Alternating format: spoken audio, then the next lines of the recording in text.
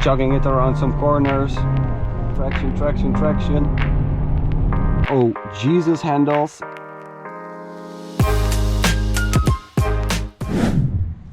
Hey guys, welcome to Car Fanatic. Today we are going to be POV reviewing this 2023 Audi Q3 Sportback. Let's take a look at the key first. We can see that this is the traditional Volkswagen Audi key with a swivel button on its own, but it has the keyless entry option, so you don't really need the key at all anymore. Looking at the exterior of this car, we can see that this is the Sportback version. It has a little bit more of a sloping roofline. We also have the normal SUV version of this car, which I'll show up here. It's quite a bit of difference. This is even a little bit less practical, but it's a lot sportier looking than the normal SUV version. This is the plug-in hybrid version, 1.4 liter, 245 horsepower. This plug-in version has a little bit more of a kick. You can also get it with a 1.5 liter version and also a 2 liter. This is also a front-wheel drive version. We also have them with the Quattro available. Looking at the front of the car and the rest of it, we can see that this is the S edition version. It has a little bit of a sportier bumper design. We can see the honeycomb grille on this car too. It also has the black package, which makes all of the silver accents in black. It also has the black Audi rings, which make it even more sporty. We can see that this car has the optional headlights too, but the normal ones look a little bit different and they don't have the signature lightning over here. I will show the picture up there. But we also see that the front turn signals aren't dynamic. At the back of the car we get the dynamic turn signals, of course, with also the LED signature lighting of the Audi. This car is sitting on some nice 19-inch alloy wheels. They look a bit like the Audi TT wheels, but well, it's on an Audi Q3 this time. The black package of the car also makes the silver trim around the mirrors in black. It also has some nice black mirror caps. And generally speaking, we can say that this car really changed from its predecessor, the version beforehand. We can also see that it has a nice big diffuser over here. The car is a little bit raised upwards. The camera over there. Well, it's just a very nice whole package. Looking at the outside of the car, a little bit reminds of a baby Lamborghini Urus or at the Audi Q8 in some sense, depends on which angle you're looking at it. But all in all, I just really love the styling of this car. It's a very good mix between sporty and practical. The tailgate of this car is automatic as standard. We can see that we have a very nice little Audi bag for your charging cable because it is the plug-in hybrid version. We can put this up and then we'll be greeted with the battery package of the plug-in hybrid version. That's why it has a little bit less storage space underneath.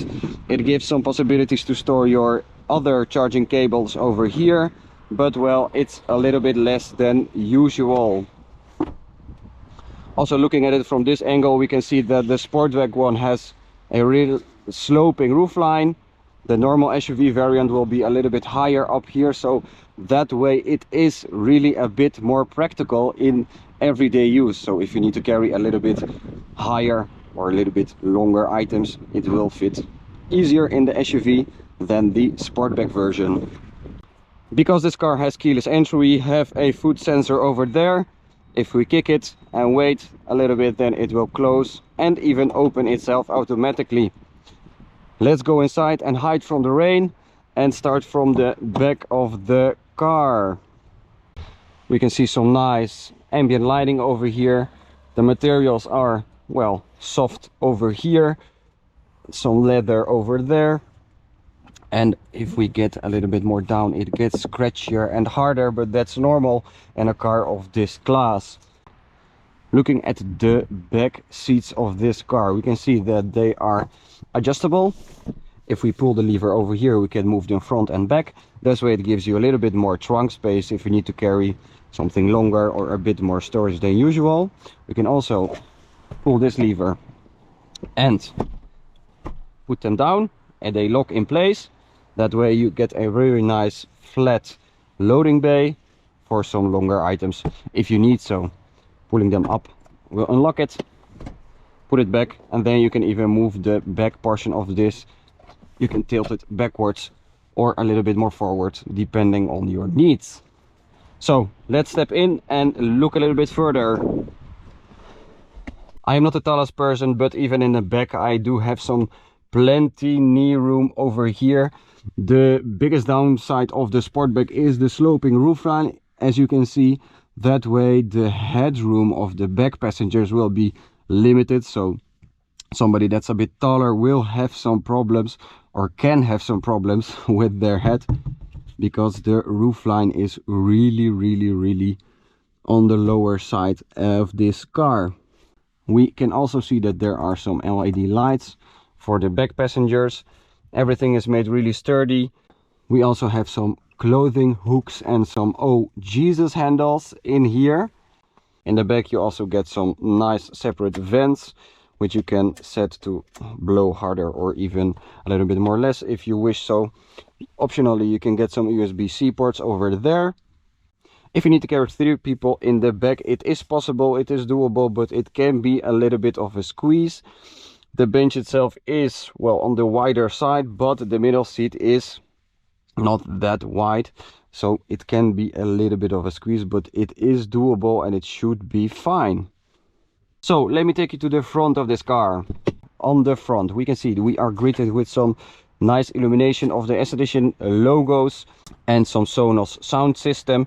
There are your usual buttons over here with foldable mirrors, heated mirrors, and well, changing them on the left or on the right side. We can also open the fueling lid from here and the trunk. Alright, so sitting in the driver's seat, we can start up the engine. It's a plug-in hybrid, so you won't really hear anything at all.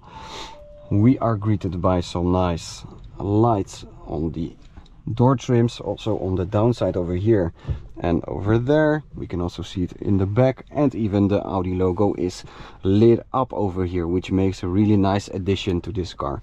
Of course it's optional, but it makes it look a lot nicer in here. On the left side we do have some light controls. We can set it to automatic or switch through the different lighting options. There is some fog lights from the front and from the rear, which you can just turn on by pressing the buttons. The seats are the S Edition seats, which have a little bit more of a side bolstering over there. They are extendable over here. Optionally they are equipped with full leather. Most of the time this middle portion of the seats are with cloth or Alcantara, but this car has them in fully leather. The adjustability of the seats also are very nice. This doesn't have the electrical seats with memory function, but it is possible. That way we can just pump them up or down. We have some lumbar support over here. We can extend them, and we can tilt the front of the seat up and down, and of course we can move them to the front and to the back as you wish. We have a very nice flat bottom steering wheel equipped with, of course, real leather. We see that the infotainment screen of this car is highly customizable. You can display all of your driving assists. You can see the consumption. We can see the range of the normal petrol fuel, and we can also see the electrical range that we can drive. The plug-in hybrid version, of course, charges itself. We have some new buttons over here in which we can set the electrical driving, so fully electric. You can even go up to the highway speeds with it. It only turns on when you depress the accelerator a little bit too much, up until the small little button, and the kickdown starts. Then of course the normal petrol engine will kick in, and well, there goes the electric driving. So just keep your foot on the throttle for normally, then everything will be fine. We also have auto hybrid. Well, as the name suggests, it will intelligently use the battery charge. It will try to brake on itself when it sees some roundabouts or hills or whatever it may be, so you won't have to think about it that much yourself. Battery charge, well, if you put it in S mode, most of the time the car will just try to regen. It's like an electrical car. When you let go of the accelerator, then it will start to brake. That way it will regen some of the kilometers into the battery itself. That way you will have some more electrical fuel left that you can use when you are going on a trip. We have cruise control as standard. This car also comes with some adaptive cruise control. We have a very nice little plus and minus button. If we put the cruise control stroke up, it goes up. If you put it down, well, it decreases the speed. If you push it away from yourself, then it turns off the adaptive and normal cruise control to like fully. If you want to resume the cruise control or the speed that you are driving, you can pull it up to yourself and then it will just be resumed. Also on the driver's display we can see the navigation of the car. Optionally you can also see it in Google Earth view. Well, you will need to pay for that if the license is renewed, but this car just has the normal navigation on it with some online traffic information and all of the charging ports available. We can also of course have it on the driver's side or on the main display. That way you can choose whatever works best for you. There are some more buttons on the steering wheel. With these arrows you can control which menu you are on. We have the swivel wheel, which controls, well, for example, zooming in and zooming out, and with view we change the size of the digital dash dials. Driving on these types of road, sometimes the lane assist kicks in. Audi has thought of that. You don't have to go through all of the menus like in some cars.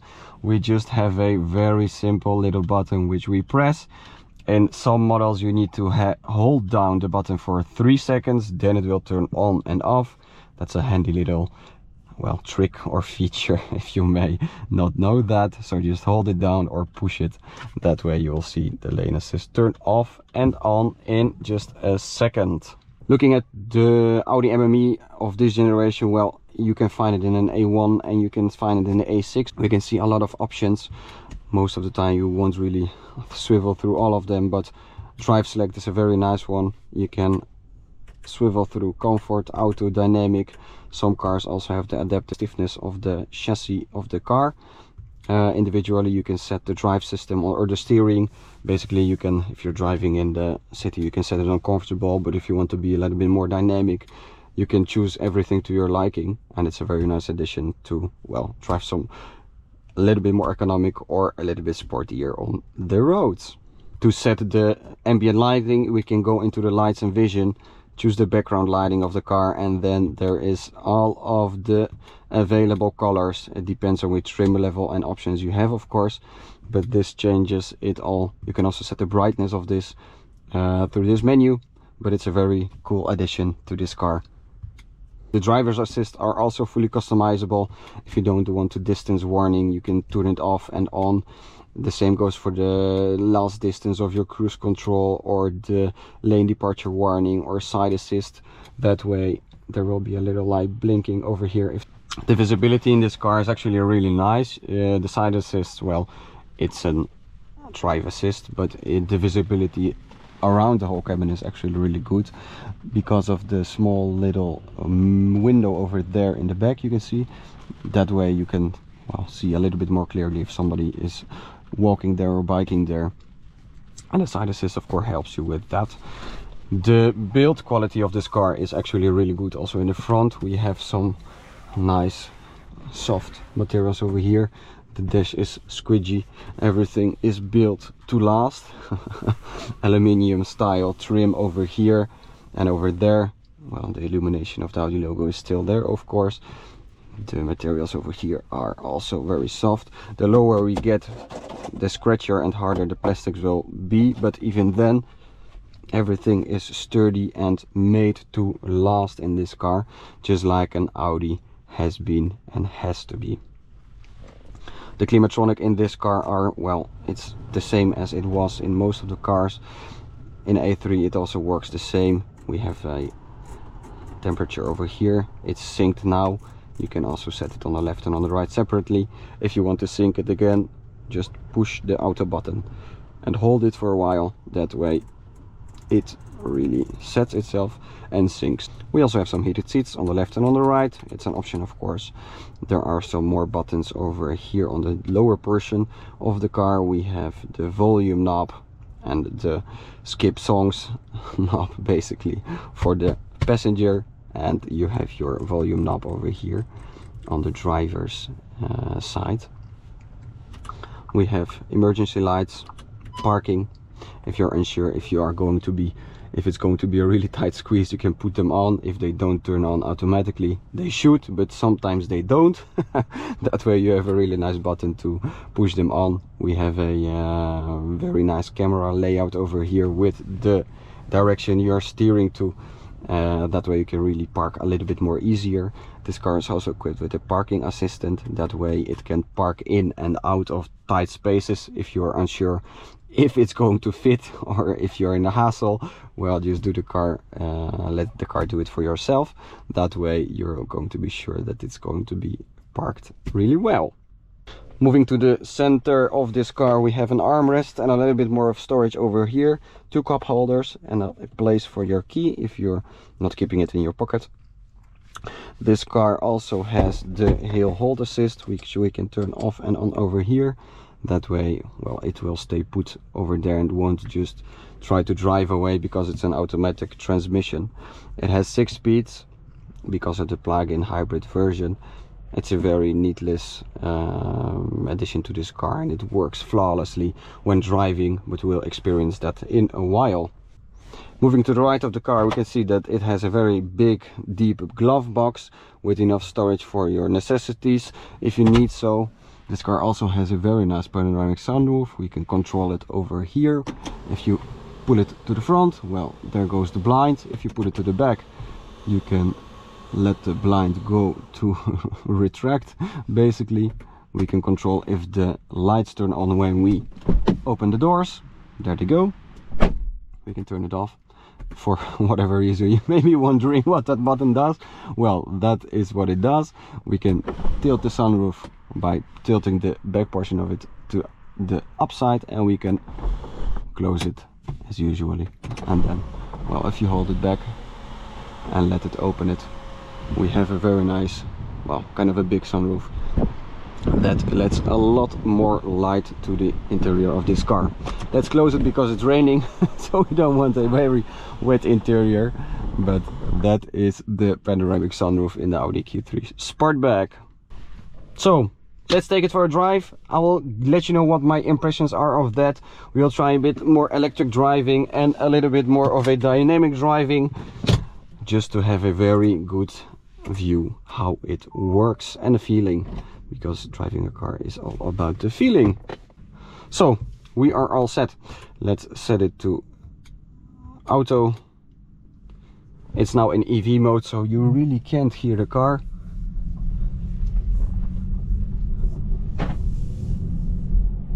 And it goes flawlessly. Let's turn off the lane assist. For whatever reason it may be that it's going to be trying to correct me if I'm going through that line. So let's just try to prevent that. A bit of a tight squeeze. And well, it's just driving fully electric as of now. And when we pull the lever back, it goes into battery hold mode. It's going to try to hold the battery as it is and even regenerate a little bit. So if I let go of the throttle, it is going to be braking on itself. That way it's kind of getting a little bit more of the energy back into the battery itself. So as of now we do have 11 kilometers of range electrically. Maybe we can try to get it a little bit more up. Now, driving the car is really nice. You can feel that the steering is direct, even though it's in auto settings. If we put it in dynamic, the steering becomes a little bit more, well, a little bit more direct even than it is now. Audis are like a very good middle ground between comfort and a very sporty feeling, like some BMWs do, that they are really sporty, but of course you can drive comfortable with them. But Audis are a little bit more of a middle ground between, well, Mercedes is like fully comfort, except the AMG ones, but this one, it's a very good middle ground. As I've said, the plug-in hybrid version of this and the motor and the electric component, they work flawlessly. You can't really feel when it turns off itself when you're driving electric or when you are driving in the petrol, like over now. Like you can see, it turned off now and then it turned on. There is no hassle, there is no like chugging, you can't really feel the gear changes. You can also put it in manual. We don't have some flippers on this car. They are possible. That way we will have to go over here and, well, you can move it to the right and then you have your manual shifting as you wish. It takes a little bit longer because we are not just stepping on the throttle, but, well, it works. The sound insulation in this car is really great. The only thing that we are hearing is the tires. So if we get a little bit well, tires with a little bit less tire noise, that way you will be, well, isolated even more. But even then, it's really sublime, if I may say it myself. Well, the adaptive cruise control also works with low speeds. We can set it up over here, put it to 50 kilometers an hour, and that way it will just go and stop even in traffic like this and on these kind of small city roads. The adaptive cruise control can even stop the car itself. Let's just take a look if it will this time, but it should. That way when you're just driving in on the highway with some traffic and there is a lot of stopping and going, that way the car will just stop itself, and then the only thing that will display is like ACC ready to go, so adaptive cruise control ready to go. That way you'll need to step on the gas for a bit, or it will, sometimes it just doesn't even do that. That way it'll just continue driving on its own. If we set it up to dynamic, we can experience it in a bit how the car behaves when it's in this setting. We can already tell that the steering of this car is even more direct, which gives me a sportier feeling. Let's go right here and look at some bumpy roads, how it handles them. If it, well, that goes really well, even in the dynamic setting. As I've said, this car doesn't have the dynamic chassis control. There we can't really control the stiffness of the suspension of this car. That way it would, well, even be more comfortable to ride. But even now, even in dynamic and sportier setting, it's very good. I have nothing to complain about in that sense. But also trying to maneuver around in this car, we can see that the turning circle is really nice. You can easily operate the whole car with one or two hands, depending on how comfortable you're feeling. If we set it to comfort, then it becomes even lighter. That way, maneuvering around the city or in some tight parking spaces, it's going to be a lot easier to just flawlessly park in the parking spot you're wishing or you're trying to squeeze in. It's very, well, like I said, it's effortless, and that's a very good thing of this car, that you can, like I've said, drive it comfortable and really flawlessly, or in dynamic mode, which you'll try to experience in a second. The Sonos sound system also has a lot of options to choose from and personalize it to your liking. You have your subwoofer, your normal treble and low and high tones. We also get a surround level and 3D sound.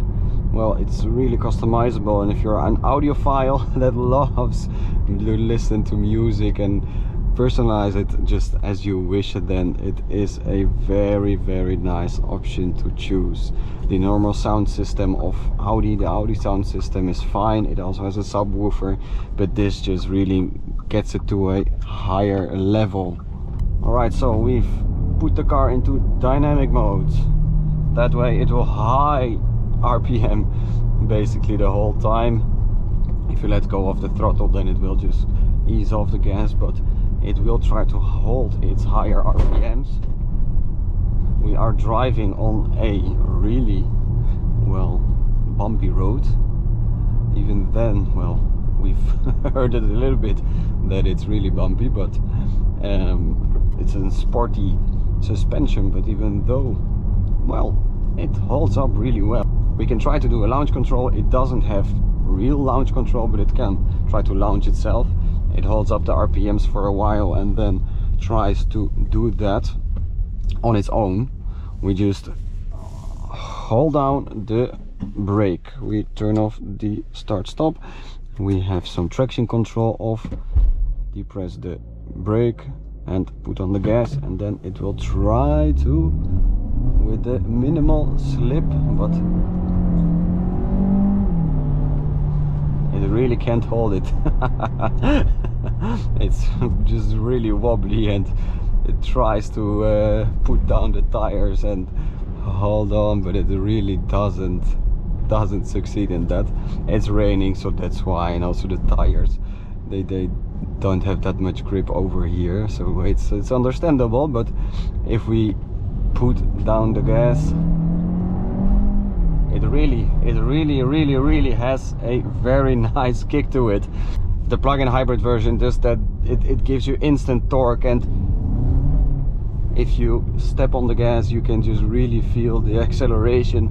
This is the front wheel version of the car. The Quattro will even pack a punch even more that way, but this is plenty. It will be plenty for most of the people. You can compare it to a Volkswagen Golf GTE or the Audi A3 e-tron. It's the same engine. That also is front wheel drive, but it's well, this one is higher up, so the whole suspension and the mass of the car is way different, but it's the same engine in that sense. But it really packs a punch, and even then it's really stable. It's really stable when you step on the gas. I think the only downside of this car is when you step on the gas you can really feel it struggling for traction, and that way, well, the front of this car isn't that heavy, so it tries to hold on itself onto the road, but it doesn't really succeed in that.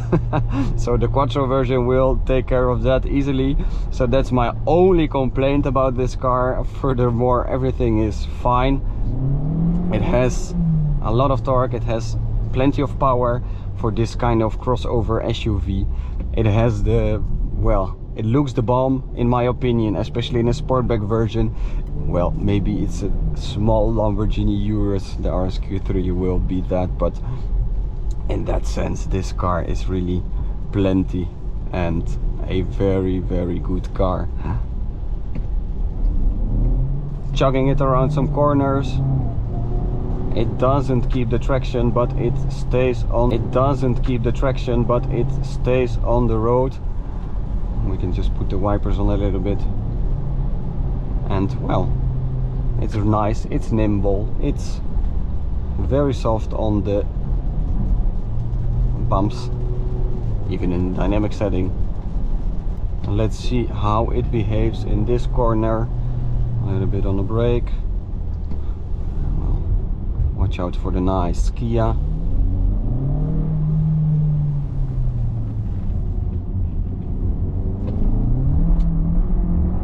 It really struggles for traction.